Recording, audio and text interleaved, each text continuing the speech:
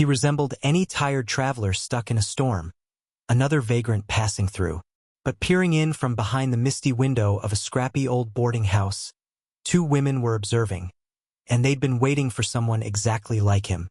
Royce Barrett pulled up his horse in front of the weathered sign creaking in the wind. Magnolia's Rest, letters worn nearly illegible by rain and sun over the years. Sheets of rain pounded his coat, seeping through to his skin. The golden light from within held a promise of heat, though the two dark forms standing behind the curtain stiffened at the moment of seeing him. Thunder boomed above as he swung down from the horse, boots squelching in the mud. Every bone in his body ached after 3 hard days in the saddle. All he needed was a warm meal and a dry bed, nothing more. There was work up north in Copper Ridge, straight ranch work, breaking horses for winter wages. The money in his saddlebags would carry him there, if only he could rest tonight. This out-of-the-way boarding house, buried deep in the hills, was the only refuge for miles. As he climbed onto the porch, the front door swung open before he had a chance to knock. A woman in her mid-40s smiled at him with a practiced warmth, her dark hair pulled into a tidy bun, her worn blue dress hugging her shape. "Well, aren't you a welcome sight?" she said warmly enough to not quite reach her eyes. "I'm Magnolia, but most people just call me Maggie. Come on in before you drown." Inside, the home was small but tidy. A thin staircase clung to the wall, and a fire burned in the fire pit. A younger woman sat close by, blonde hair behind her ears, as she struggled with embroidery in a rocking chair. She raised her head as Royce entered, pale blue eyes wide and nervous. "This is Bertie," Maggie replied with a gesture toward the girl. "She keeps the place going. Not a lot of travelers come through, particularly not when the skies are like this." Royce unknotted his hat, water spilling onto the floorboards. Everything didn't add up. The enthusiasm, the rehearsed grins, the palpable tension. But the fire was too hot and the fatigue too real. His gut warned him back, but fatigue kept the warning underground. "Much obliged," he rasped. "Name's Royce Barrett. I can afford a room and a meal." As he spoke, Bertie's hands came loose, and her embroidery fell to the floor. She had paled, and when she looked toward the rear of the house, something flashed behind her eyes. Royce did not notice, but Maggie did, and that smile that still remained on her face increased ever so slightly. Dinner arrived soon, a stew bowl full of meat chunks and salted broth. The aroma was rich, but a scent under it revolted him. A bitter smell he could not identify. Hunger, though, overrode suspicion. Maggie lingered, placing the bowl before him. "You look like you've been through hell," she said. "Where you going if you don't mind?" "Copper Ridge," Royce grumbled, picking up a shaking spoon. "Got work there." Bertie's gaze never wavered. Her fingers shook over her sewing, and when the needle punctured her skin, she hissed, more with fright than with pain. "Careful," Maggie snapped, her voice more biting than he would have anticipated. "Don't get blood on Mrs. Henderson's tablecloth." The name was meaningless to Royce, but Bertie flinched. Outside, the wind howled through the woods, shaking the windows while oil lamps danced. Isolation closed in on the house like a tightening noose. No one would be driving these roads tonight. "Mighty kind of you ladies," Royce interrupted his eating to say. "Not many would take in a stranger in a storm." Maggie laughed falsely, too shrill, too practiced. "Out here, hospitality is everything. We don't receive many visitors." Pleasant to have someone new, but her tone gave her away. Behind the words was something else, an urgency, a strain that caused Royce to put down his spoon and examine her more intently. Her dress was too spotless, her hands too pampered, not the rough hands of a woman operating a country boarding house. His stomach churned, not just from the stew. "You'll be upstairs," Maggie said, unprompted. "Second door on the right. Clean sheets. You'll sleep like the dead." Bertie's needle slipped again, and this time she gasped aloud. Royce stood slowly, but his legs felt wrong, heavy, unsteady. Something was happening. The warmth from the fire turned suffocating. His vision blurred around the edges. Each step was a battle, As he made it to the stairs, Maggie and Bertie hissed behind him, their words a muffled distance away. His heart thudded in his ears as he ascended the tight stairs, holding on to the banister to prevent himself from falling. The room was too immaculate. The bed made with sharp corners, the basin gleaming, the aroma of lavender wafting in the air. Too spotless for a room that was supposed to have had no visitor in weeks. He let his bags fall to the floor, collapsed onto the edge of the bed, and closed his eyes. But the haze in his mind grew thicker. This wasn't tiredness. He recognized this sensation. He'd been drugged once before in Colorado by claim jumpers who'd left him to die. And this was the same creeping numbness. His heart raced. Struggling against the haze, he pushed himself up. He looked around the room, all his nerves screaming for awareness. And then something caught his attention. A flash of metal on the floor. He crawled with effort, arm shaking, and felt under the bed. His fingers closed around cold metal. A knife handled of bone. Distinct, carved. He recognized this knife. He'd seen it 3 weeks previously in Silver Creek. A cattle buyer, Morrison, had worn it. Morrison never reached his destination. And behind that bed, Royce discovered more. Other things. Thrashed about out of the way behind furniture. Things that did not belong to him. Underneath the bed was more than dust and forgotten sheets. Royce found a silver pocket watch, a leather pair of gloves, and a little pouch still filled with gold coins. They were not typical items. These were leftovers from other travelers. Individuals who had rested in this room and never awaken. Downstairs, the hushed voices fell silent. In their stead were the crunches of boots marching through mud. Several sets, walking directly into the house. Royce felt his stomach hit the floor. It wasn't robbery they had to worry about. Maggie and Bertie weren't alone. They were bait, branding men with a trap, getting them drunk, and handing them over to whoever did the dirty work that followed. His eyes swirled, the drug coursing through his veins, his fingers stumbling as he groped for his gun.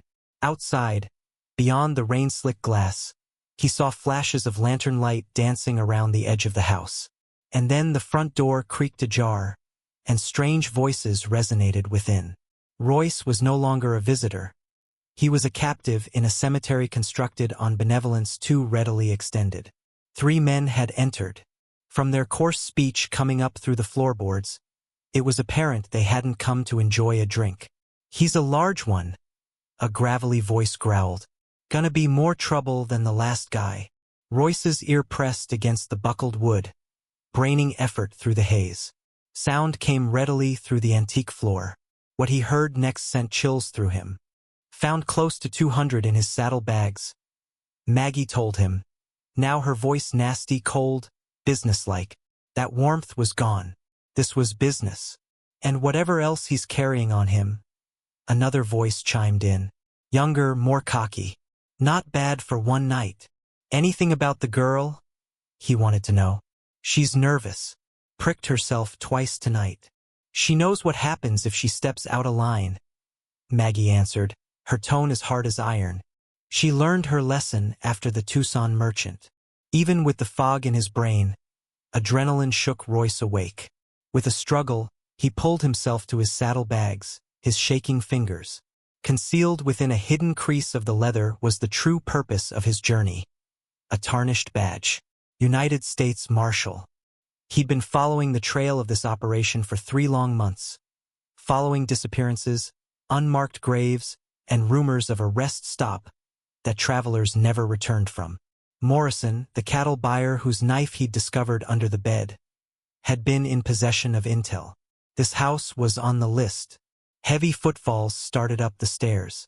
Royce's hand wrapped around the handle of his revolver, though he could hardly keep it still. The room whirled about him like a dervish, but years of going undercover had given him an immunity to poison and suspicion as well. The drug was taking hold, but not soon enough to halt him. The stuff should have gotten him by now. The coarse voice growled as the creaking footsteps drew near. Maggie's blend always gets results quickly. The doorknob started to turn. Royce staggered sideways, leaning against the wall behind the door, gun at the ready. He'd only have one chance at this, possibly literally. The door creaked open. A hulking great man entered, lantern in one hand, roll of rope in the other. Another man followed in the hall, ready to complete the task. "What the devil?" the man growled, noting the vacant bed. Royce did not tarry. He hit with all he had, jamming the butt of his gun into the man's head. The lantern went down, oil splashing onto the wood. Fire flared at once, tongues of flame licking the floor as the man collapsed with a lifeless thud. "Up here!" shouted the second man. Panic and running footsteps echoed through the house as smoke curled in the air. Firelight flickered along the walls.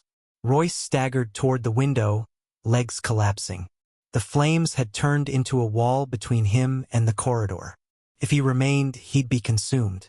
If he took too long, they'd get him. Smoke grew thicker. Heat was pressing down on him like a crushing hand. Men were yelling down below, "Get him before the whole building goes up." But the fire was burning too fast. Flames ascended the bedposts and devoured the walls, consuming the room in heat and anger. He made it to the window. Shaking, he struggled with the latch. Glass burnt him. Through the blaze, he saw the roof of the porch, a fall of 12 feet, perhaps less. Beyond that, mud and storm. The window at last yielded. A gust of cold rain burst into the room, providing a gasp of transparency. Shouts below rumbled through the tempest. More men, encircling the house. "He's at the window!" Bertie's cry sliced through the melee. "Don't let him escape!" But then, her voice changed, and it wasn't rage. It was agony. "Please!" she shrieked. "I didn't want this. They forced me. They hold my sister." The words struck Royce like a sledgehammer. Bertie hadn't been a part of this voluntarily. She was a victim, as were the men who never escaped this facility. Every look, every twitchy motion, every time she jumped at Maggie's commands. All of it now made sense. Behind him, flames crackled more intensely. The corridor was impassable. Blistering heat charred the paint off the walls. His decision was made for him. He climbed through the window. The porch roof remained for 3 seconds before giving way. He fell. Hard. Mud engulfed him as he hit, agony searing through his shoulder. But the rain and the shock were sufficient to shake him out of the drug's hold. He rolled behind a water barrel, pounding heart. Around him, shadows yelled in the night. Lanterns swayed. Orders shouted. The boarding house behind him was on fire. Flames licking out windows, smoke pouring into the air. He saw them. For men making their way through the yard, some of the same who'd been inside, and more who'd been waiting. But no Maggie, no Bertie. Through the smoke and rain, Royce saw them. Maggie was pulling Bertie towards the rear of the property, the younger woman struggling with every ounce of strength to escape. Even from where he was, it was obvious that Bertie wasn't running from the fire. She was fighting Maggie. "Stop wiggling, you stupid fool!" Maggie's voice sliced through the storm. "We have to get to the horses before this building collapses." There, a gunshot split the night, splinters flying from the water barrel by Royce's head. One of the gang had discovered him. Royce shot back, the bullet wild and off target. His body still slow from the drug, but it was enough to provide a lethal pause. He dodged behind a pile of firewood as bullets chewed into the mud around him. The flames had now spread beyond the house, jumping to a nearby barn and storage facility. Whatever illegal scheme Maggie had woven here, whatever booty, documents, or ill deeds they'd harbored, it was now being consumed by fire. Smoke filled the air. Years of bloodshed and exploitation going up in flames. A shriek cut through the tumult, Bertie's. It wasn't terror, it was agony. Royce had glanced up just in time to witness her collapse into the mud. Maggie had hit her. The older woman cried something about learning her place. That was when it all came together. This was not your average robbery ring. It was a scheme. Maggie was the ringmaster, her muscle comprised the enforcers, and Bertie. She wasn't an equal. She was a captive. Royce understood the bringing up of Bertie's sister hadn't been a sympathy ploy. It was blackmail. Coercion.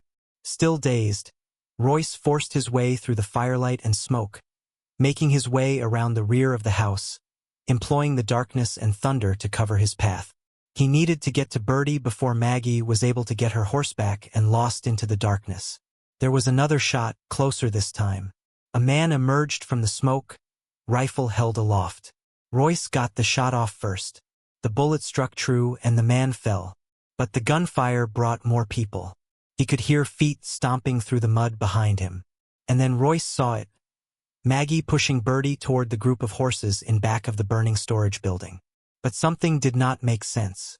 There were more horses than there were men, meaning that others had not made themselves known yet. The trap was larger than it seemed, and Royce was still in it. He edged closer, the smoke enveloping him as if it were a cloak. When he came to the edge of the shed, he saw Maggie attempting to lift Birdie onto a horse. But the child struggled back fiercely, scratching at her, blood on both of them, some from previous injuries, some new from the fight. "Federal Marshal!" Royce shouted, stepping into the open with his revolver drawn. "Let her go. Step away from the horses." Maggie spun around, her expression twisted with fury and disbelief. "You fool!" she hissed. "You don't know what you've done. This operation feeds a dozen families across 3 territories." But it was Birdie who answered, her voice ringing out steady and sharp. "She's lying, Marshal," the girl said. "This isn't about survival. It's about greed. Nothing more." Royce blinked. Birdie's voice no longer trembled. Her posture had changed, no longer frightened, no longer submissive. "My name is Ruth Caldwell," she continued, reaching inside her dress. When she pulled her hand out, Royce froze. She held a badge, identical to his own. "Deputy U.S. Marshal," she said. "I've been undercover here for the last 2 months." The floor seemed to give away beneath Royce's feet. No sister in peril. No hasty crisis. The jumpy stitching, the awkward posture, none of it had been genuine. Ruth had been a part of the operation all along, accumulating evidence, waiting for the perfect moment to take it all down. Maggie's face went white as a ghost. "You little sorceress!" she screamed, reaching for the gun under her apron. But Ruth was quicker. One good shot. Maggie spun, her shoulder broken and gun sent flying into the mud. And at the very moment, Royce noticed one final attacker stepping out of the smoke, rifle in hand. 2 shots simultaneously. The man fell, dead. Ruth dropped her gun. Her shot had been a direct hit. It was all over suddenly. The fire consumed what remained of Magnolia's Rest. The house, the sheds, the barn. Anything the gang had constructed now dissolved in smoke and ash. Yet the proof Royce and Ruth had unearthed would serve to connect the dots, tying abductions throughout the territory to this haven of elusive peace and unspeakable terror. "I never wanted someone else to step into this trap," Ruth whispered, her voice low over the pounding rain. "I had to listen to them every night plot the next victim. I had to wait, observe, and pray I could get enough evidence before it was too late." Slowly, Royce nodded. He knew. She had shouldered the burden of every killing, every silence, every scream muffled behind closed doors. "You saved my life tonight," he said. "You'd have figured it out," Ruth replied, offering a tired smile. "Marshals tend to survive the impossible." They rounded up what remained. The horses were laden with stolen goods.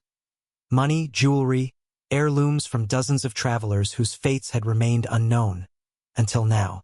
Maggie, bleeding but alive, would stand trial for orchestrating one of the largest murder theft networks the region had seen.